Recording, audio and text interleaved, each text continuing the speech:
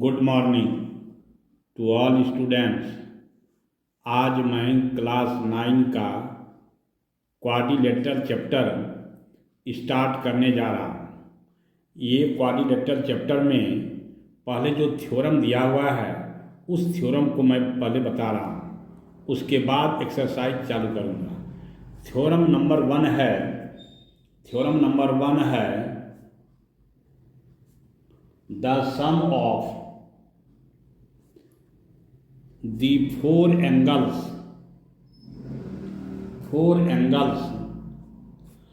of a quadrilateral is 360 degree.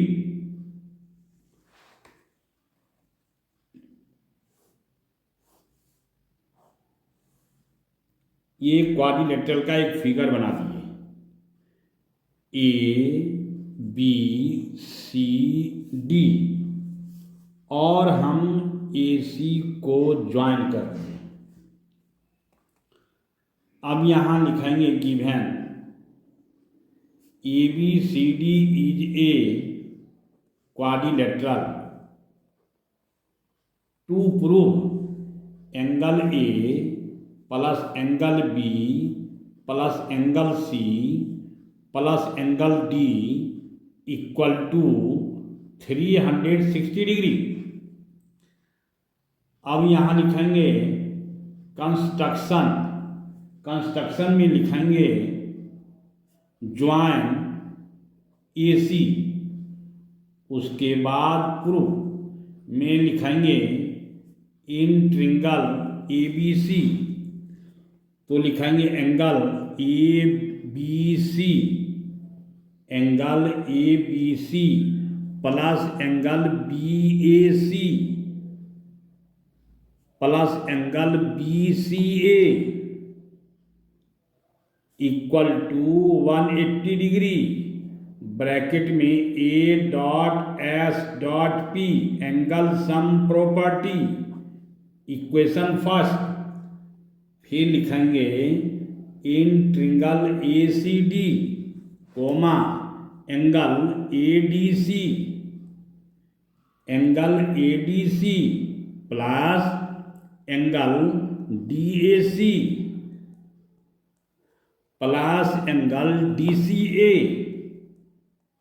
Equal to 180 degree, और bracket में A.S.P ये equation second. तो फिर लिखेंगे adding equation first and second we get, तो फिर angle ABC plus angle BAC plus angle BCA plus angle ADC plus angle DAC plus angle DCA equal to 360 degree. अब यहाँ लिखेंगे angle BAC plus angle DAC को एक bracket में करेंगे, इसलिए कि angle BAC plus angle DAC, तब न ये हो जाएगा एंगल पूरा A, फिर plus angle ABC plus angle BCA plus angle DCA plus angle ADC equal to 360 degree. तो ये जो angle BAC plus angle DAC है, इसमें एंगल A आ रहा है, एंगल ABC में B आ रहा है, angle BCA plus angle DCA में एंगल C आ रहा है, और एंगल ADC में एंगल D आ रहा है। तो फिर हम लोग यहाँ लिखेंगे angle A plus angle B plus angle C plus angle D equal to 360 degree. यही हमको प्रूव करना था।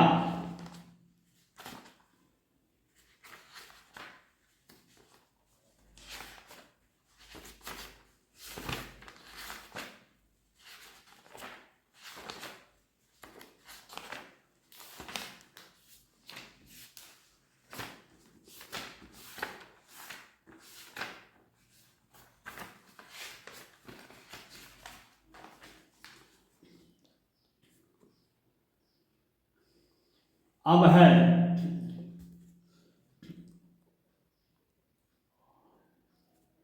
Theorem number 2। थ्योरम नंबर 2 है a diagonal of a parallelogram divides it into two congruent triangles, यानी कहता है कि एक पैरेललोग्राम का जो डायगोनल है, कहता है कि वो टू इक्वल पार्ट्स में ट्रिंगल को कॉन्ग्रुएंट करता है। तो यहाँ ए और ये बी और ये सी और ये डी, इसके अल्टरनेट में ये जाएगा, इसके अल्टरनेट में ये जाएगा। और तो कहता है a diagonal of a parallelogram divides it into two congruent triangles. तो फिर लिखेंगे given ABCD is a parallelogram and AC is A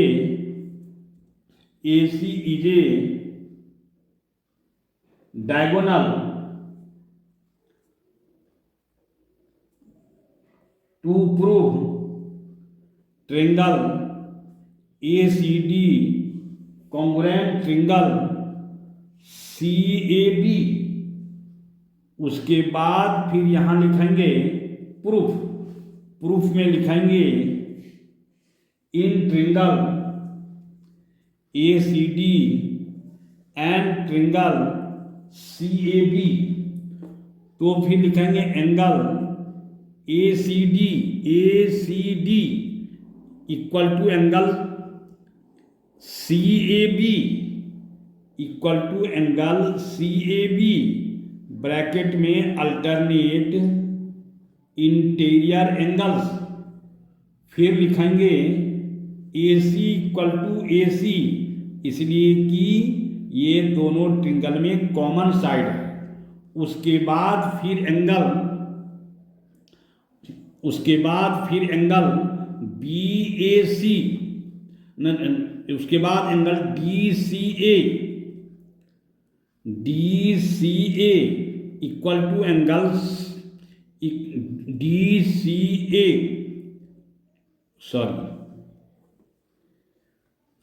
CAD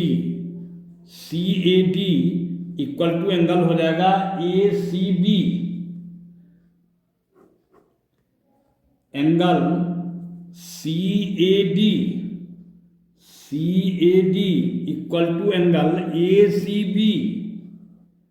ACB alternate interior angles, therefore triangle ACD congruent triangle CAB bracket में bye ASA congruent। और यही prove करना था। अब theorem number 3 में कहता है in a parallelogram comma opposite sides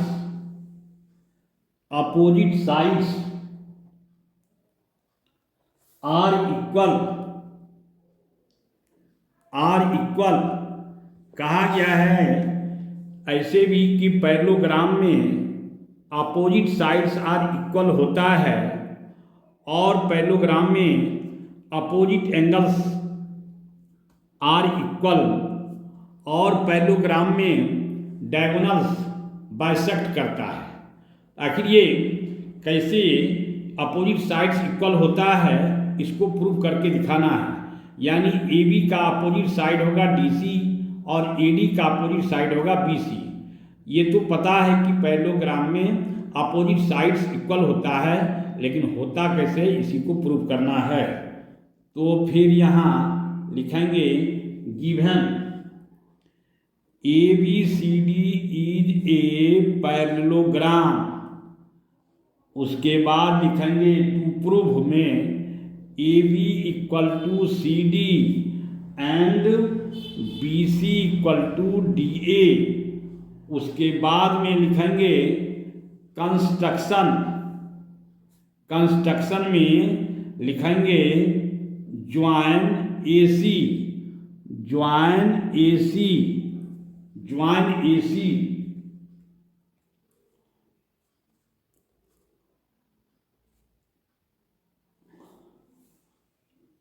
तो फिर यहाँ लिखेंगे प्रूफ में लिखेंगे ट्रिंगल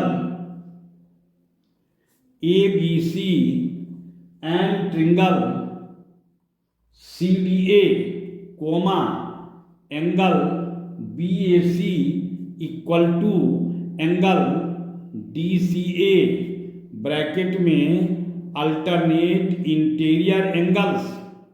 उसके बाद AC इक्वल टू AC यानी कॉमन। फिर लिखेंगे angle ACB equal to angle CAD angle ACB equal to angle क्या हो जाएगा CAD यानी अल्टरनेट इंटीरियर एंगल्स। तो लिखेंगे therefore triangle ABC congruent triangle CDA bracket में बाय ASA कॉन्ग्रुएंट। और ऐसे भी जानिए जहां देखिए कि Z टाइप का फिगर नजर आ रहा है और ये पैरेलल है, तो समझ जाइए कि वो अल्टरनेट में जा रहा है। जैसे यहाँ लिखे ना angle BAC equal to angle DCA, या इरादा है तो ACD भी लिख सकते हैं। तो यहाँ लिखा है DCA अल्टरनेट इंटीरियर एंगल्स, और दोनों ट्रिंगल में AC कॉमन है तो AC equal to AC common. फिर लिखे angle ACB equal to angle CAD alternate interior angles. Therefore triangle ABC congruent triangle CDA। तो इसका मतलब ये हो गया कि AB इक्वल टू CD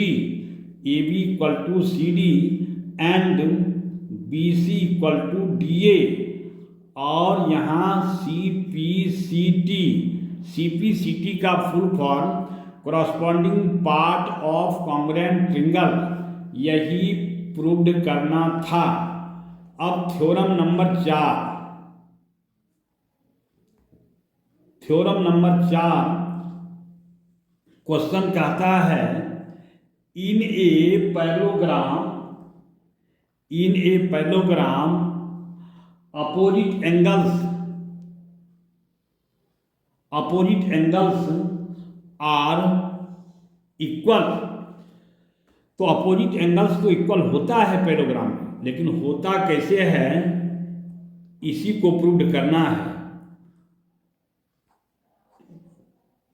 तो यहाँ ये B, ये C और ये D। तो लिखेंगे ABCD is a parallelogram. Given में लिखेंगे ABCD इज ए पैरेललोग्राम। फिर लिखेंगे to prove angle A equal to angle C and angle B equal to angle D। उसके बाद लिखेंगे प्रूफ में लिखेंगे AB सिंस का साइन देकर के AB parallel DC and AD is a transversal. Therefore angle A plus angle D equal to 180 degree, और ये ब्रैकेट में लिखेंगे को इंटीरियर एंगल्स, ये इक्वेशन फर्स्ट। फिर लिखेंगे again comma since AD parallel BC and DC is a transversal, therefore angle D plus angle C equal to 180 degree, ये को interior angles. अब यहाँ हम देख रहे हैं कि ये इक्वेशन सेकंड हुआ, इक्वेशन फर्स्ट में भी आ रहा है 180 डिग्री और सेकंड में भी आ रहा है 180 डिग्री, तो ये दोनों कैंसिल हो जाएगा। तो हम लोग यहाँ लिखेंगे from equation first and second we get, तो यहाँ angle A plus angle D equal to angle D plus angle C, angle D cancel होगा, आएगा angle A equal to angle C। ये तो एक प्रूव्ड हो गया। ठीक इसी प्रकार से, यानी सिमिलरली, मतलब इसी प्रकार जैसे angle A equal to angle C को प्रूव्ड किए, उसी तरीके से angle B equal to angle D को भी प्रूव्ड करेंगे।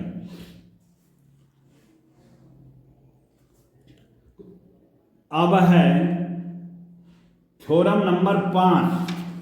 थ्योरम नंबर 5 में कहता है the diagonals of a parallelogram bisect each other. तो पैरेललोग्राम में डायगोनल तो बाइसेक्ट होता ही है, लेकिन होता कैसे, इसी को प्रूव करना है।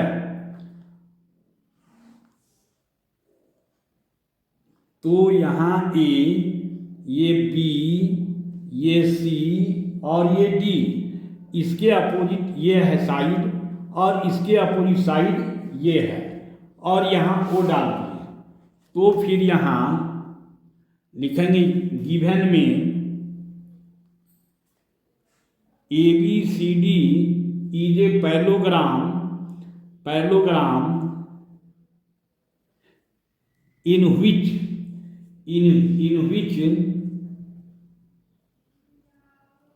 diagonals AC and BD bisect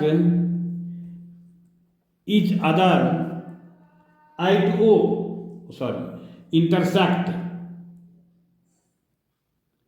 intersect each other at O।